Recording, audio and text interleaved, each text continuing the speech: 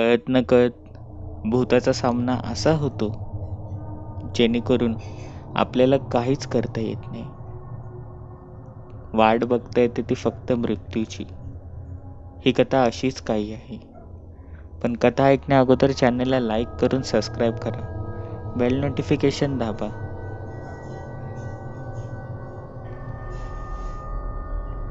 राजेश.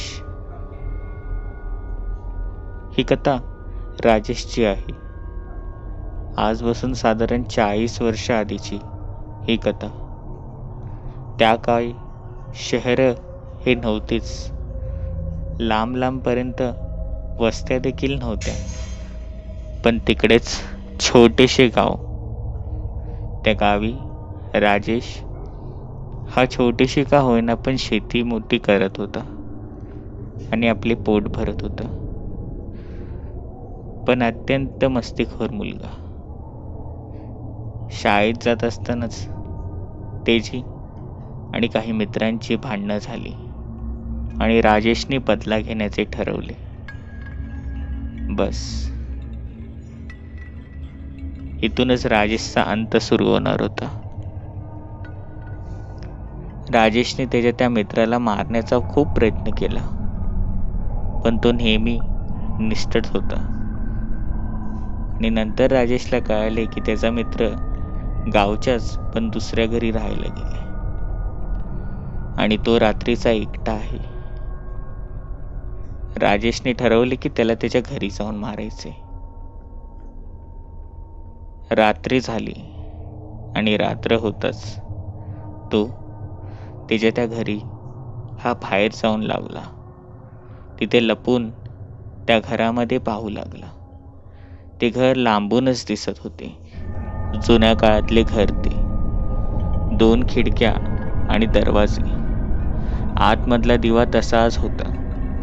राजेशला स्पष्ट दिसत होते की त्याचा तो मित्र आतमध्येच इकडे ना तिकडे फिरत आहे. राजेशच्या चेहऱ्यावर हास्य आले. मनात विचार केला की आत्ताच घरात घुसून मारावे, पण आवाज मोठा होईल म्हणून त्यांनी धीर धरला. रात्र होऊन गेली आणि आजूबाजूच्या घराचे दिवे देखील सगळे बंद होऊ लागले. एवढ्यातच राजेशच्या घरचा तो दिवा बंद झाला. एवढ्यातच राजेशच्या मित्राचा तो घरचा दिवा म्हणजेच सुरेशच्या घरचा दिवा बंद झाला. राजेशला फार आनंद वाटला. सुरेशनी हे दार बंद केले असे दिसत होते आणि तो देखील झोपी गेला असे वाटत होते. राजेश हळूच जाऊन दार उघडण्याचा प्रयत्न केला, पण तो अयशस्वी होत होता. म्हणून राजेशने ठरवले की आज काही झालं तरी सुरेशला मारून त्याचा बदला घ्यायचा. त्यांनी मला खूप त्रास दिला असा तो विचार करत होता.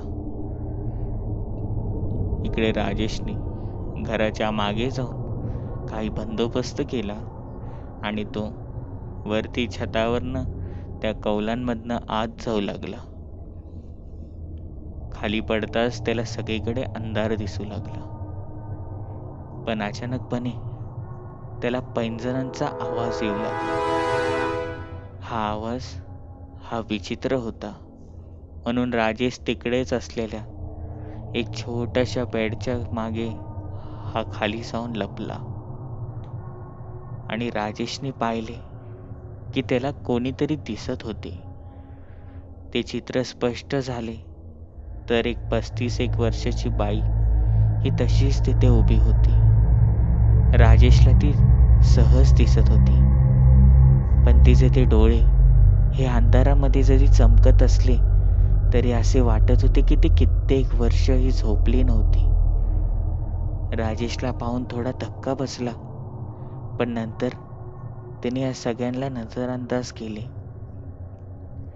इकडे राजेश तसाच हळूहळू करून आता बाहेर आला आणि तो त्या मित्राला शोधू लागला. पुन्हा कोणा ना कोणीतरी दिसण्याचा त्याला भास होऊ लागले आणि राजेशला दिसले की त्याच्या समोरून एक मुलगी येत होती. पण यावेळेला मात्र तिने त्याला पाहिले आणि राजेश देखील घाबरला. पण ती मुलगी राजेशला पाहून एक मोठा राजेशला धक्का बसला. कारण की ती मुलगी अक्षरशः पूर्णपणे पांढरी तर पडली होतीच, पण तिच्या हातातून रक्ताची लाळ ही गळत होती. राजेश हे पाहताच किंचाळणार, पण त्याने आपल्या मनावर ताबा ठेवला. हे असेच काहीतरी असेल असे समजून तो सुरेशच्या मागे जाऊ लागला, पण त्याला कोणी दिसले नाही. पण यापुढे त्याला जे दिसणार होते ते पाहून राजेशचे आयुष्य पूर्णपणे बदलणार होते. कारण की राजेशची सहज नजर ही वरती गेली आणि राजेशने पाहिले की तीच बाई आणि मुलगी ही तशीच त्या छतावर लटकत होती. त्यांनी त्यांच्या गळ्याला फास लावून घेतला होता. राजेश किंचाळण्याचा प्रयत्न करू लागला, पण त्याचा आवाज हा जणू गुदमरला होता. तोंडातून श्वास देखील आता बाहेर येत नव्हता, अशी परिस्थिती झाली होती. तो तिथेच खाली बसला आणि बसताच त्याच्या हाताला एक दिवा लावला. तो दिवा हात चालू करताच त्यांनी पाहिले की तिकडेच ती बाई आणि तिची मुलगी तशीच लटकली होती. ते दोघेही पांढरे पडले होते आणि राजेशला कळाले की ही त्यांचे प्रेत होते.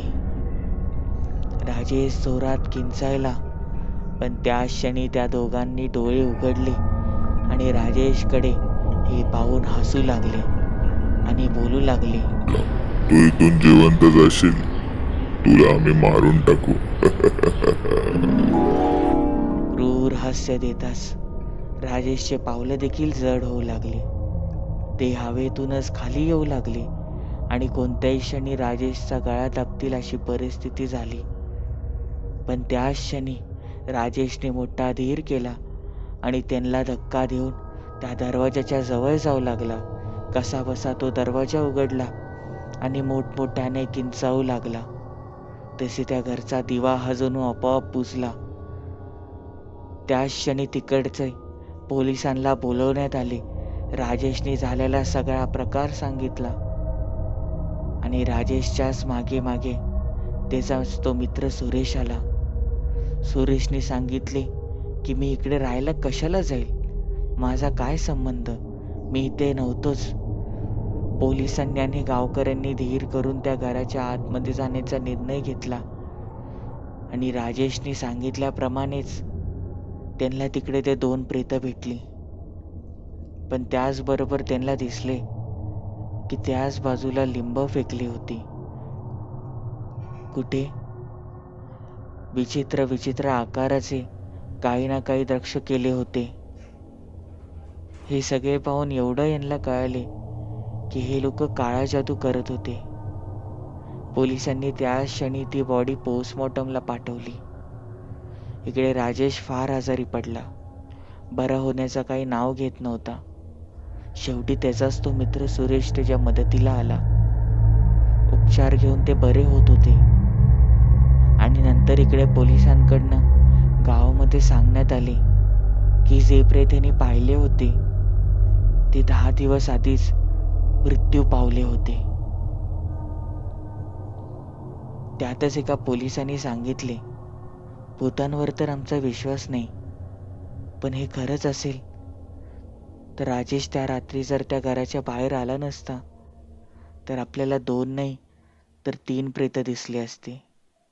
तिसरं प्रेत कदाचित राजेशच असतं. फार खोल माहिती जाऊन हे नंतर समजले की त्या बाईचा नवरा हा 3 महिन्याआधी गेला होता.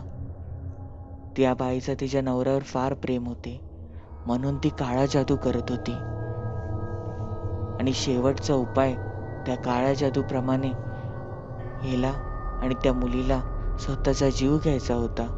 त्यानंतर त्यांचा तो नवरा आणि त्या मुलीचा तो बाबा हा जिवंत होणार होता आणि हे तिघं देखील. पण असे काही झाले नाही. या उलट ती विधी वेगळी झाली असतानाच या दोघांचे भूत तयार झाली आणि ती आत्मा आपला पहिला शिकार राजेश शोधत होती. पण राजेश त्यांच्या तावडीत सापडला नाही. गावकऱ्यांनी वेळेतच मांत्रिकांना बोलवून तिकडची पूजा घातली.